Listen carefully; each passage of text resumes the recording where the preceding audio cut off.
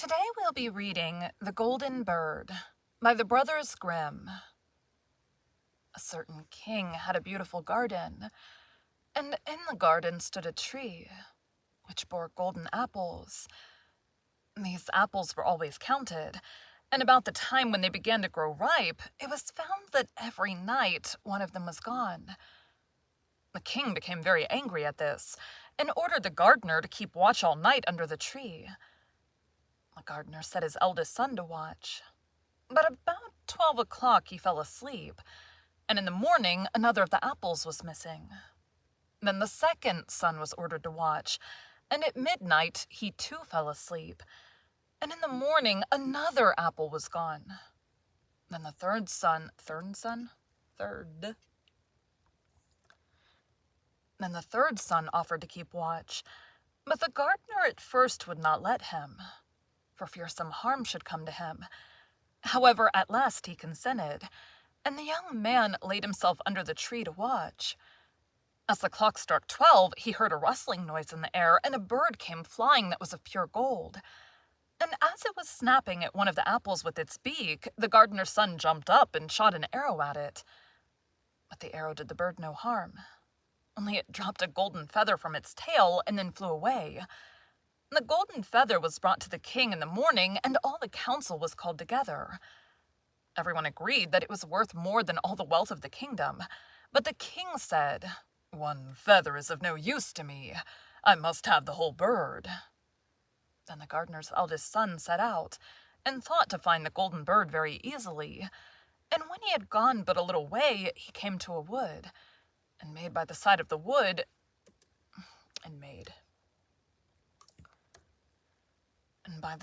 wood he saw a fox sitting. So he took his bow and made ready to shoot at it. Then the fox said, "Do not shoot me, for I will give you good counsel." Airplane. Boo. Must wait for it to go.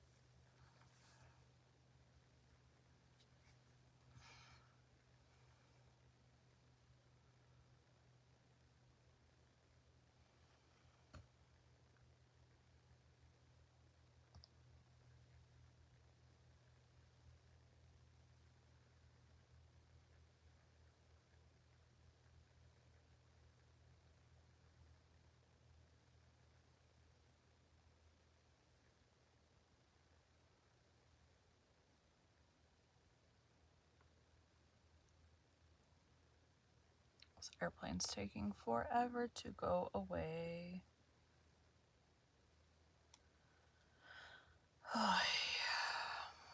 Okay. Then the fox said, "Do not shoot me, for I will give you good counsel. I know what your business is, and that you want to find the golden bird. You'll reach a village in the evening, and when you get there, you will see two inns opposite to each other, one of which is very pleasant and beautiful to look at. Go not in there, but rest for the night in the other, though it may appear to you to be very poor and mean." But the son thought to himself, "What can such a beast as this know about the matter?" So he shot the arrow at the fox, but he missed it and set up its tail above its back and ran into the wood. And it set up its tail. But he missed it, and it set up its tail above its back and ran into the wood. Then he went his way, and in the evening came to the village where the two inns were, and in one of these were people singing and dancing and feasting, but the other looked very dirty and poor.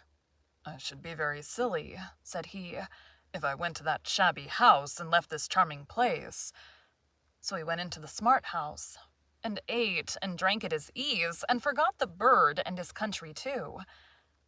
Time passed on, and as the eldest son did not come back, and no tidings were heard of him, the second son set out, and the same thing happened to him. He met the fox, who gave him the good advice, but when he came to the two inns, his eldest brother was standing at the window where the merrymaking was, and called to him to come in. And he could not withstand the temptation, but went in and forgot the golden bird and his country in the same manner. Time passed on again, and the youngest son too wished to set out into the wide world to seek for the golden bird, but his father would not listen to it for a long while, for he was very fond of his son, and was afraid that some ill luck might happen to him also, and prevent his coming back. However, at last it was agreed he should go on, for he would not rest at home. And as he came to the wood, he met the fox and heard the same good counsel, but he was thankful to the fox, and did not attempt his life as his brothers had done. So the fox said, "Sit upon my tail, and you will travel faster." So he sat down, and the fox began to run, and away they went over stock and stone so quick that their hair whistled in the wind. When they came to the village, the son followed the fox's counsel, and without looking about him went to the shabby inn and rested there all night at his ease. In the morning came the fox again, and met him as he was beginning his journey, and said, "Go straight forward till you come to a castle, before which lie a whole troop of soldiers fast asleep and snoring. Take no notice of them, but go into the castle and pass on and on till you come to a room, where the golden bird sits in a wooden cage. Close by it stands a beautiful golden cage, but do not try to take the bird out of the shabby cage and put it into the handsome one, otherwise you will repent it." Then the fox stretched out his tail again, and the young man sat himself down, and away they went over stock and stone, till their hair whistled in the wind. Before the castle gate, all was as the fox had said, so the son went in and found the chamber where the golden bird hung in a wooden cage, and below stood the golden cage, and the 3 golden apples that had been lost were lying close by it. Then thought he to himself, "It will be a very droll thing. It'll be a very droll thing to bring away such a fine bird in this shabby cage." So he opened the door and took hold of it and put it into the golden cage. But the bird set up such a loud scream that all the soldiers awoke, and they took him prisoner and carried him before the king. The next morning the court sat to judge him, and when all was heard, it sentenced him to die unless he should bring the king the golden horse, which could run as swiftly as the wind. And if he did this, he was to have the golden bird given him for his own. So he set out once more on his journey, sighing and in great despair, when on a sudden his friend the fox met him and said, "You see now what has happened on account of your not listening to my counsel. I will still, however, tell you how to find the golden horse, if you will do as I bid you. You must go straight on till you come to the castle where the horse stands in his stall. By his side will lie the groom fast asleep and snoring. Take away the horse quietly. Be sure to put the old leathern saddle upon him, and not the golden one that is close by it." Then the son sat down on the fox's tail, and away they went over stock and stone, till their hair whistled in the wind. All went right, and the groom lay snoring with his hand upon the golden saddle.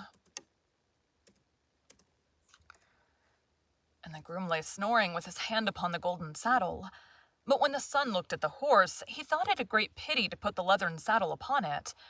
"I will give him the good one," said he. "I am sure he deserves it." As he took up the golden saddle, the groom awoke and cried out so loud that all the guards ran in and took him prisoner.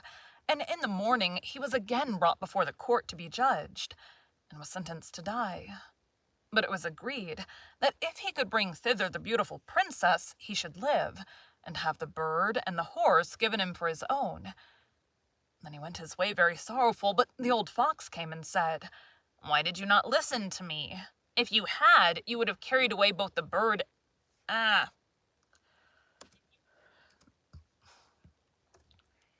If you had, you would have carried away both the bird and the horse. Yet will I once more give you counsel. Go straight on, and in the evening you'll arrive at a castle. At 12 o'clock at night, the princess goes to the bathing house. Go up to her and give her a kiss, and she'll let you lead her away. But take care you do not suffer her to go and take leave of her father and mother." Then the fox stretched out his tail, And so away they went over stock and stone till their hair whistled again.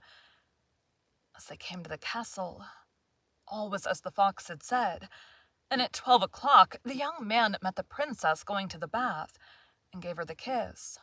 And she agreed to run away with him, but begged with many tears that he would let her take leave of her father. At first he refused, but she wept still more and fell at his feet, till at last he consented. But the moment she came to her father's house, the guards awoke, and he was taken prisoner again. Then he was brought before the king, and the king said, "You shall never have my daughter, unless in 8 days you dig away the hill that stops the view from my window." Now this hill was so big that the whole world could not take it away. And when he had worked for 7 days and had done very little, the fox came and said, "Lie down and go to sleep. I will work for you." And in the morning he awoke, and the hill was gone. So he went merrily to the king and told him that now that it was removed, he must give him the princess. And the king was obliged to keep his word. And away went the young man and the princess. And the fox came and said to him, "We will have all three, the princess, the horse, and the bird." "Ah," said the young man, "that would be a great thing. But how can you contrive it?" "If you will only listen," said the fox, "it can be done. When you come to the king and he asks for the beautiful princess, you must say, 'Here she is.' Then he'll be very joyful, and you will mount the golden horse that they are to give you, and put out your hand to take leave of them. But shake hands with the princess last. Then lift her quickly onto the horse behind you, clap your spurs to his side, and gallop away as fast as you can." All went right. Then the fox said, "When you come to the castle where the bird is, I will stay with the princess at the door, and you will ride in and speak to the king. And when he sees that it is the right horse, he will bring out the bird. But you must sit still and say that you want to look at it, to see whether it is the true golden bird. And when you get it into your hand, ride away." This, too, happened as the fox said. They carried off the bird. The princess mounted again, and they rode on to a great wood. Then the fox came and said, "Pray, kill me and cut off my head and my feet." But the young man refused to do it, so the fox said, "I will at any rate give you good counsel. Beware of 2 things. Ransom no one from the gallows, and sit down by the side of no river." Then away he went. Well, thought the young man, it is no hard matter to keep that advice. He rode on with the princess, till at last he came to the village where he had left his 2 brothers. And I don't know what that word was. And there he heard a great noise and uproar, and when he asked what was the matter, the people said, 2 men are going to be hanged. As he came nearer, he saw that the 2 men were his brothers, who had turned robbers, so he said, "Cannot they in any way be saved?" But the people said no, unless he would bestow all his money upon the rascals and buy their liberty. Then he did not stay to think about the matter, but paid what was asked, and his brothers were given up, and went on with him towards their home. And as they came to the wood where the fox first met them,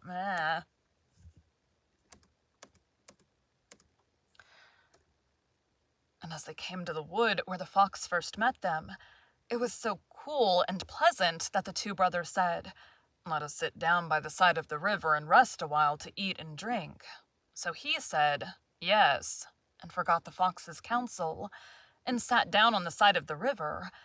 And while he suspected nothing, they came behind and threw him down the bank and took the princess, the horse, and the bird, and went home to the king their master and said, "All this have we won by our labor."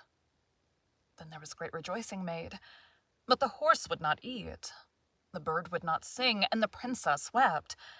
The youngest son fell to the bottom of the river's bed. Luckily it was nearly dry, but his bones were almost broken, and the bank was so steep that he could find no way to get out. Then the old fox came once more, and scolded him for not following his advice. Otherwise no evil would have befallen him. "Yet," said he, "I cannot leave you here, so lay hold of my tail and hold fast." Then he pulled him out of the river, and said to him as he got upon the bank, "Your brothers have set watch to kill you. if they find you in the kingdom." So he dressed himself as a poor man, and came secretly to the king's court, and was scarcely within the doors when the horse began to eat, and the bird to sing, and the princess left off weeping. Then he went to the king and told him all his brother's roguery, and they were seized and punished, and he had the princess given to him again. And after the king's death, he was heir to his kingdom. A long while after, he went... My voice just cracked. Almost done, too. A long while after, he went to walk one day in the wood, and the old fox met him and besought him with tears in his eyes to kill him, and cut off his head and feet. And at last he did so. And in a moment, the fox was changed into a man, and turned out to be the brother of the princess who had been lost a great many, many years. Thank you for joining Bite at a Time Books today, while we read a bite of one of your favorite classics. Again, my name is Bree Carlile, and I hope you come back tomorrow for the next bite of the shorts. Ta-da! I gotta go work now.